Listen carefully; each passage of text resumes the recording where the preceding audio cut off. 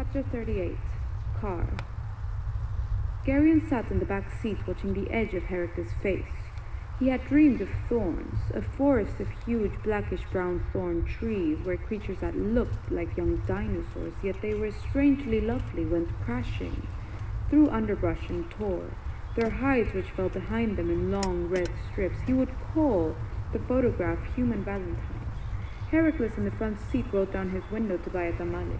They were driving through downtown Lima. At each traffic light, the car was surrounded by a swarm of children selling food, cassettes, crucifixes, American dollar bills, and Coca-Cola.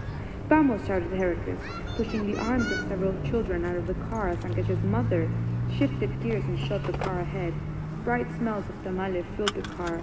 Ankesh sank back to sleep with his head against a thick knot of greasy cloth plugging one of the holes in the side of the car. Ankesh's mother said nothing, as was her custom. Then she took the wheel and off they went. They drove for hours through the filthy white sludge of Lima suburbs, where houses were bags of cement piled up to a cardboard roof, or automobile tires in a circle with one tire burning in the middle. Garion watched children in spotless uniforms emerge from the cardboard houses and make their way along the edge of the highway, laughing, jumping, holding their book bags high. Then Lima ended. The car was enclosed in a dense fist of fog. They drove on blindly, no sign of road or sea. The sky got dark. Just as suddenly, fog ended and they came out on an empty plateau where sheer green walls of sugarcane rose straight up on both sides of the car. Sugarcane ended. They drove up and up and up and up, around switchbacks carved out of bare rock, higher and higher all afternoon, past one or two other cars. Then they were entirely alone as the sky lifted them towards itself. Ankesh was asleep. His mother did not speak. Heracles was strangely silent. What is he thinking? Garion wondered. Garion watched prehistoric rocks move past the car and thought about thoughts.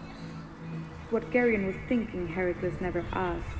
In the space between them developed a dangerous cloud. Garion knew he must not go back into the cloud. Desire is no light thing. He could see the thorns gleam with their black stains. The car all of a sudden flew up in the air and crashed down again into the road. She shifted gears as they lurched forward. The road had been getting steadily rockier during their ascent and now was a little more than a dirt path strewn with boulders.